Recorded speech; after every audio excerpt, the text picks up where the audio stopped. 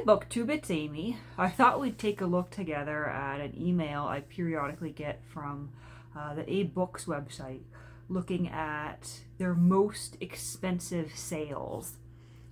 So this is from their rare books section, the most expensive sales from January to March of 2024. And I've got it pulled up on my tablet here. And so I'll see what I can do in the editing app in terms of showing you the images of what I'm looking at here in the article. But it says classic literature, poetry, a bank check, and more. Welcome to our most expensive sales of January, February, and March of 2024. So quarterly, they seem to do a roundup of the most expensive and interesting items sold on their site. And so the first item here is a, let's see, 2, 4, 6, an 8-volume set of a work titled Battles and Leaders of the Civil War that sold for $18,200. So there it is there's the set, $18,200. 4 volumes expanded into 8. So I would assume the first edition of this work was only 4 volumes. A very fine set, the contents clean and bright, with very attractive bindings, scarcely worn. And you do have to wonder whether the buyer of this set was truly interested in this work on the American Civil War, or whether they were purely interested in fine bindings. Because I imagine people would buy this set for either of those reasons, maybe both. It says, this 4-volume set, published in 1887, contains first-hand accounts for more than 266 authors, including some of the Union and Confederate generals who led battles and shaped their outcome. The accounts are brought to life by engraved illustrations, orders of battle, telegrams, autograph letters, plus satirical images clipped from contemporary publications. And so I could well imagine that if someone is studying, or if their area of interest is the American Civil War, this would be a very excellent and interesting resource for them. It's not my area of interest. So the second item sold for $18,000, and it's a book titled The Papers of James Madison, purchased by order of Congress. And so there it is there. I'll try not to get the glare here on the tablet, but there it is. The Papers of James Madison, being his correspondence and reports of debates during the Congress of the Confederation and his reports of debates in the Federal Convention, published 1840. And this says it's volume 1. So that is another work of American history. This month, these works definitely seem to be, at least the top 3, are related to American history, because here we have number 3 selling for $15,000, complete collection of United States laws for the period from 1789 through March 1849. And we can see here that this is a collection of books, an assortment of books of various heights and shapes and colors and bindings, probably perhaps even different publishers, depending on who had contracts to publish American law books during those years. Once again, not my area of interest. I don't know anything about early U.S. law or the publishing contracts. Apparently it includes treaties with American Indian tribes, reports on the Louisiana Purchase, accounts of the Lewis and Clark expedition, and other hallmark events of U.S. history within the covers. And then number 4 is a copy of The Rubaiyat by Omar Khayyam, illustrated by John Buckland Wright, which sold for $14,375. And I've heard the title of this work, but I've not read it myself. Evidently, somebody is enough of a fan of the work that they were willing to pay over $14,000 for this particularly nicely bound copy Apparently it is one of 30 copies that was specially bound, containing 5 additional plates. And there's a little bit of biographical information about the author. The copy is made unique by its 8 illustrations supplied by John Buckland Wright, printed from copper engravings and considered some of the artist's best work. And that was sold by Broomer Booksellers. I should go back up because the complete collection of the United States laws sold by William Reese Company, and the James Madison papers were sold by 19th Century Rare Books and Photography Shop. And our very first one that we looked at, the 8 volumes of Battles and Leaders of the Civil War that sold for $18,200, was sold by Philip J. Peerage's Rare Books. And I've never purchased from these shops myself. It's probably because they sell things that are much out of my price range. So down here at number 5, we have a work called The Magus, or Celestial Intelligencer, being a complete system of occult philosophy, by Francis Barrett, that sold for $13,500. It says the book includes 4 fascinating hand-colored plates with portraits of demons.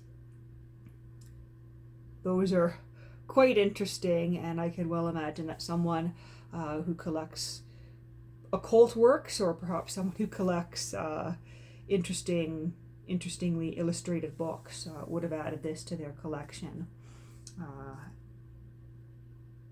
So it says it's a handbook of the occult and ceremonial magic.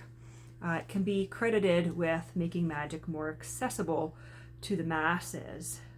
Occultist Francis Barrett explored talismanic magic, alchemy, Kabbalistic and ceremonial magic to compile the Magus. For the aspiring magi discontented with the contemporary bias for classicism and pure reason, the handbook would have been an exciting trove of occult philosophy. And this was sold by a shop called Milestones of Science Books. Then for $13,000, we have a photo album. So this is not a book per se, but rather a photo album by Carlos Vegas Gego Coutinho and Securta Cabral. I'm not familiar with either of those names, but we can see here that it's a plain looking brown cloth photo album with the names on the cover. And it says this photo album contains 178 black and white photographic prints that capture the geographical mission led by Admiral goodness, I always stumble over that word, Gego Coutinho, who established the borders between Angola and Barotes and then Rhodesia. The prints depict the admiral and his crew as they traverse the African continent across the 13th parallel. He's known today as a scientist, geographer, astronomer, and air navigator. Later in life, he became the first to complete an aerial crossing of the South Atlantic. And this is sold by Liveria Castro a Silva. And so, evidently, this is a collection of photographs by, you would say, a well-known traveler and perhaps a travel writer as well. It doesn't list his published works here. Oh, here's an interesting one. Number 7 for $12,600 is a true first edition of The Bell Jar by Sylvia Plath, which was published under the pseudonym Victoria Lucas. I've read The Bell Jar, I've enjoyed it, but I would never dream of spending that much to add a first edition to my collection. So that's an interesting one. This is Plath's only foray into novels. It's semi-autobiographical. And this is the true first edition that was published in 1963 under her pseudonym.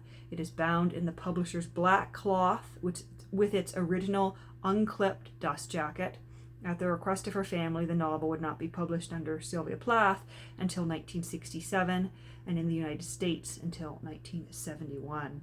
And that's from a shop titled Almost All First Editions. Then for our Hemingway fans here, this is a Czech, The Old Man and the Sea by Ernest Hemingway. This Czech sold for $12,500. It was sold by Magnum Opus Rare Books. And this is a check signed by Ernest Hemingway, which, if you're a collector of Hemingway, I can see why someone would want to add that to their collection. It says, The Old Man of the Sea is the only work by Hemingway to be called out in the citation accompanying his Nobel Prize for Literature in 1954. It tells the story of an aging Cuban fisherman as he kills and subsequently loses his greatest prize. This first edition of Hemingway's modern classic comes in its original dust jacket and includes a laid-in bank check signed by the author for a good friend.